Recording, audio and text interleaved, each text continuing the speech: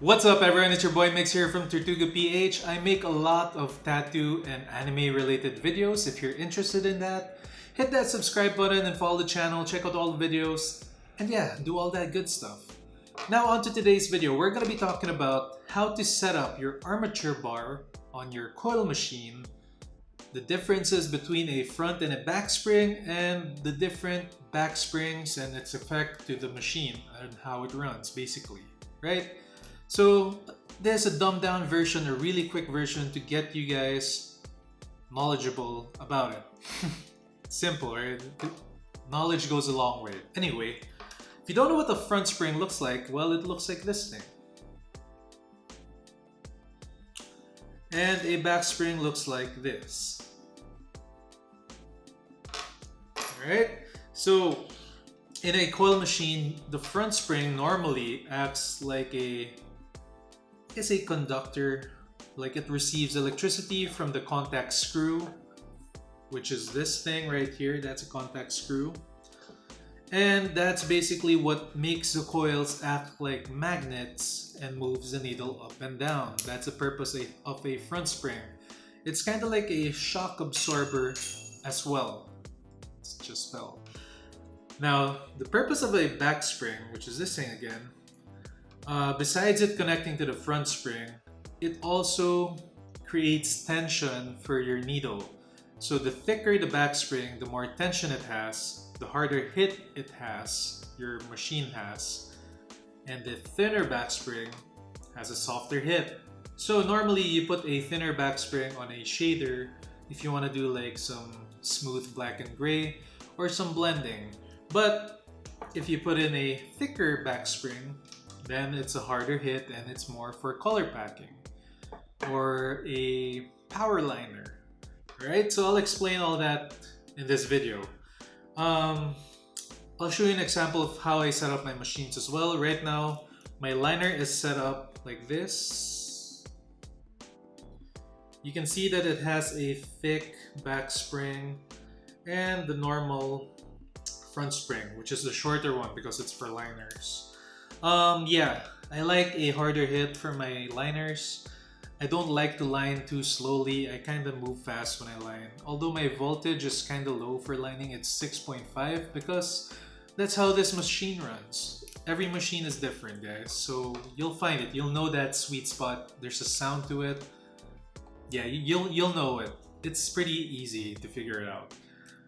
And my liner, or sorry, my shader has that long front spring because it is for shading, and the contact screw is always like tilted more to the like a laying down position, and the back spring is thinner because this is apparently set up for blending and shading, like black shading for black and gray.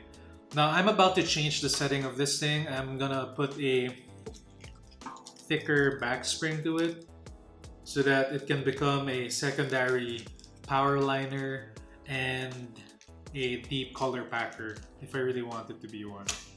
Alright, so I'm gonna get into that video. You're gonna see me disassemble my machines and reassemble them. I'll be disassembling the liner as well because I kind of want to fine tune it a bit.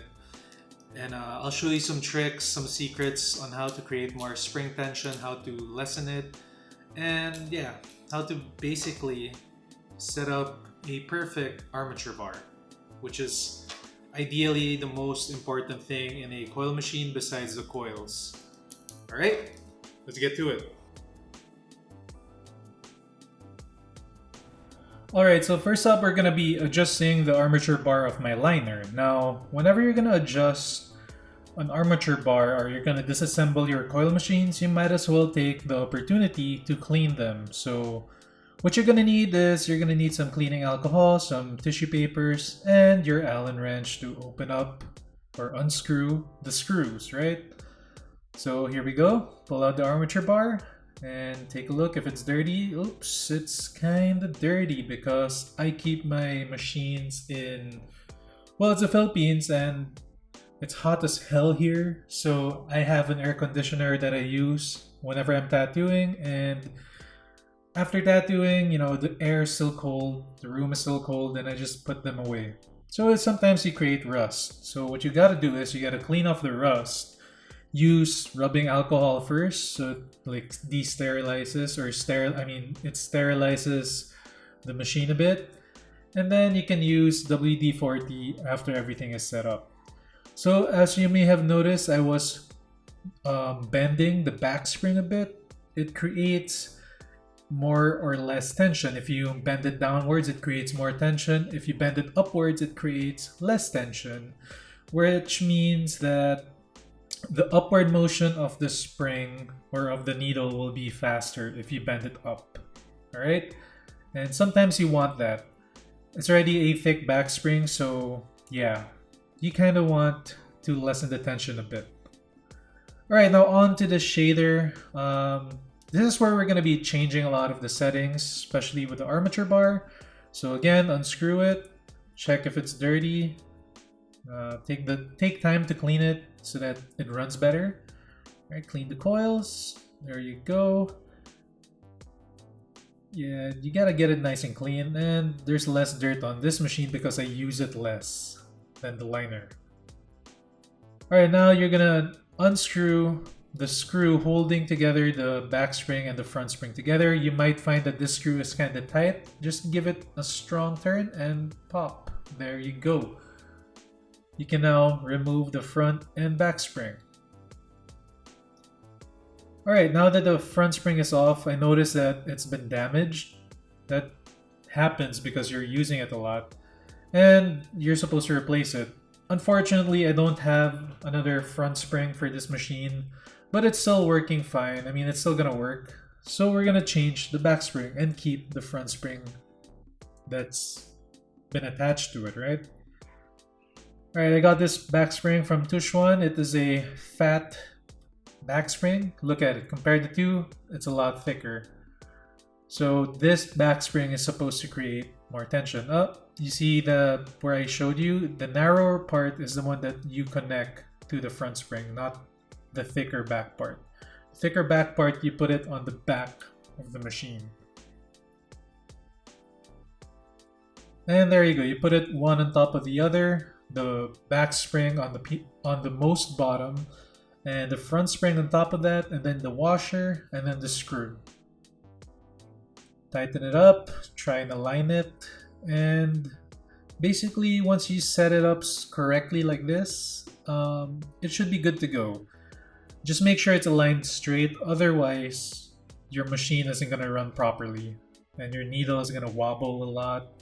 Yeah, so a perfectly set back and front spring is a perfectly set armature bar. Again, this setup is for color packing and a secondary power liner, because you can attach or you can line with a shader, with a round shader needle. Just up the voltage a little bit and yeah, you're good to go. And you need a stronger back spring, that's why I changed it. I tried to line before using it. Power lining with it was okay, depends on what kind of skin you're dealing with. But for majority of it, it's not doing the trick, so you need to attach a thicker back spring. There are other kinds of back springs out there, like weirdly shaped ones too. But yeah, these are the basic ones, the fat and the thin one. So thin again is for smooth shading and blending. The fat one is for power lining and color packing, or for like tribal stuff, you know, like packing in color and black ink. So there are other front springs as well, but we'll just get to the basics. The front spring that's short is for liners, and the front spring that's longer is for shaders. It's all very simple. Here I'm still trying to align the machine properly and adjust the space between the contact screw and the front spring so that it reaches that perfect setup.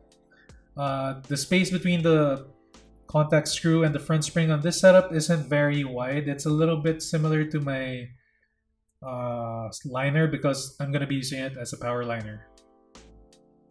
And there we go. And here you go. That is a perfectly set shader armature bar. That's what it should sound like.